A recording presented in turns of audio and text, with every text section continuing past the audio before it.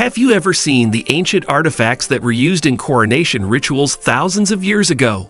Some artifacts from the coronation of the ancient kings and queens are still in their possession. They have worked for kings for many years.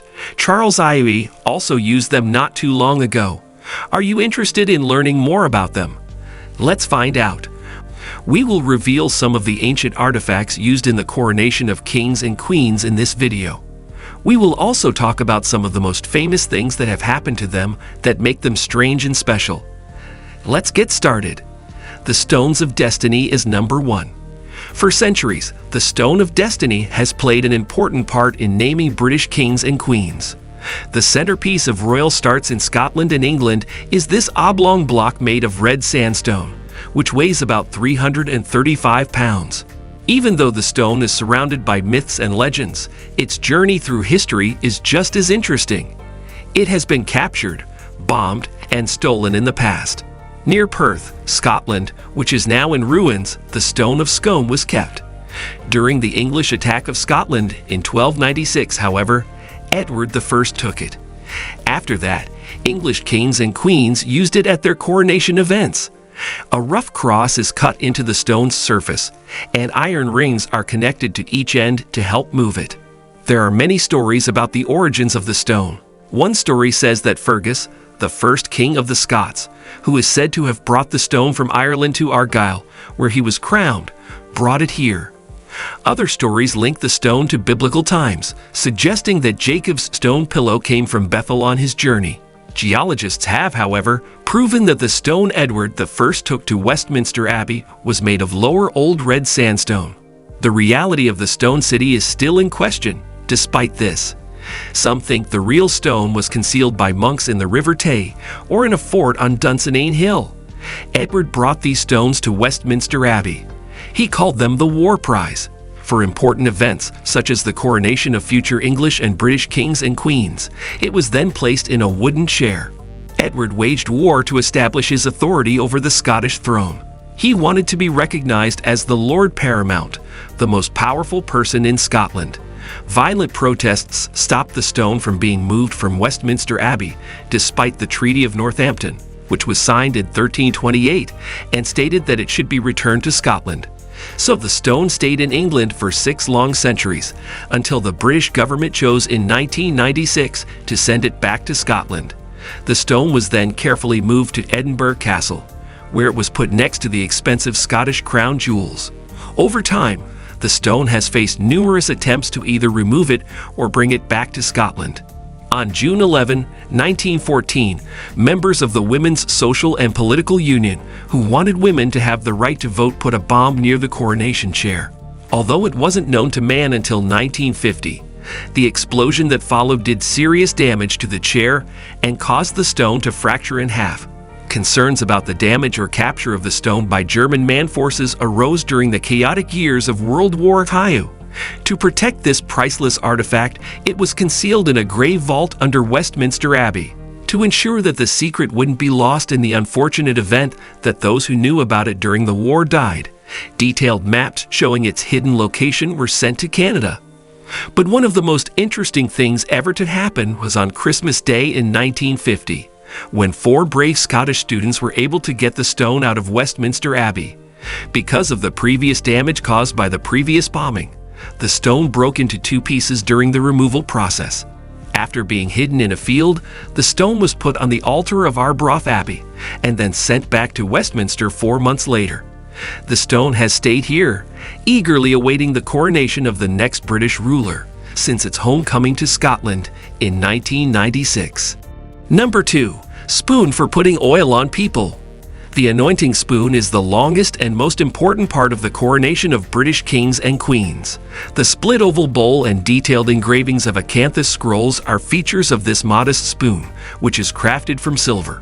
With the ball and stem, a gilded image of a magical creature appears, which then changes into a handle with 4 pearls and a band of intertwined scrolls. During the holy anointing procedure, the coronation spoon was the center of attention. At this important moment, the archbishop pours holy oil from the ampulla into the spoon and puts it on the sovereign's hands, chest, and head. This ancient custom, which has its origins in the Old Testament, highlights the monarch's spiritual standing and confirms their position as the Church of England's top leader. The history of the coronation spoon can be traced back to 1349. It is believed to have originated in the latter part of the 12th century. At first, it may have been used to mix water and wine, but the spoon didn't do its job of anointing until the coronation of James in 1603. In 1649, when the government was overthrown, the spoon's journey was put on hold.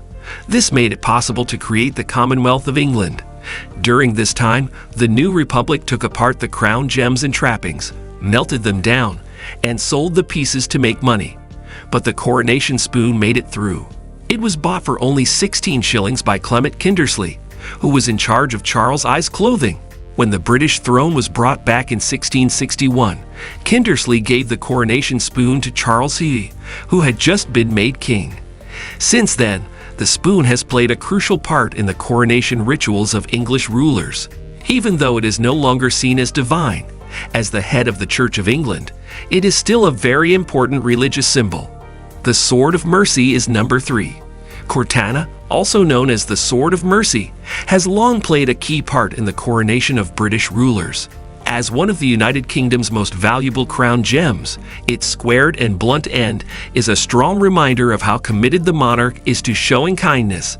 The blade of the sword is 38 inches long and has a detailed moving wolf mark on it. The sword has a wooden grip and a hilt that is crafted from shiny iron and wrapped with wire. It comes with a leather sheath that has gold embroidery on it. Theories about the origins of the War of Cortana point to the Sword of Tristan, which may or may not be real, or to Edward the Confessor, who was a real person. It first showed up in records of the coronation of Queen Elena of Provence in 1236.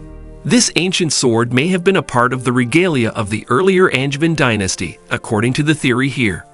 The sword, which was later given the name Cortana, might have been the same one Tristan used when he fought the giant Morholt in the legend. Historians still disagree on the sword's exact age, with some suggesting that it was crafted by Henry II for his son in 1177, and others putting it in the hands of Edward the Confessor. Cortana has been a big part of the British coronation process for centuries, regardless of where it came from. Number 4. Throne Chair. For more than 7 centuries, kings have been crowned in the coronation chair. In 1296, King Edward I took the Stone of Destiny from Scone Abbey. This is where the story starts. Between 1297 and 1300, he asked the famous builder Walter of Durham to make the now famous coronation chair as a way to protect this important piece of history. The chair, which was first decorated with gilding and colored glass, became a sign of authority over time, making its first official showing at Henry Ivy's coronation in 1399. A second chair was crafted in 1689 for William Ivy and Mary Gue's joint coronation. It is still on the Abbey's property. Over time, the chair has seen a lot of abuse. In the 1800s, tourists and choir boys carved their names into the wood, and people who wanted to see souvenirs did a lot of damage to the corner posts. The fracture of the Stone of Destiny was also caused by the chair being severely damaged during a bomb attack in 1914. Number 5. Sovereign Scepters. The crown jewels are a magnificent collection of more than 100 objects with important historical and symbolic meanings. The coronation of British kings is prominently represented by 2 magnificent golden scepters crafted in 1661 and kept in this treasure.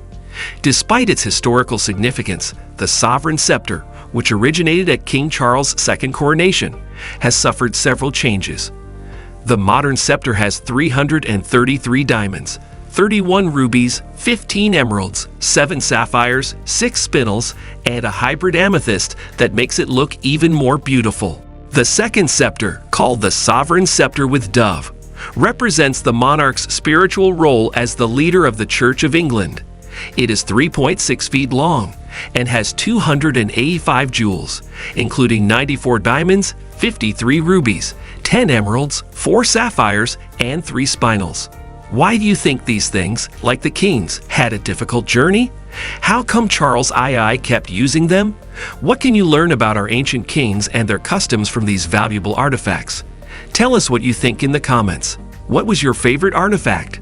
Would you like to see more videos like the one you're watching now? We bring you videos that teach you about some of the strangest and most unbelievable things and events from ancient times. Thank you for watching, and stay tuned until the next video. Thank you.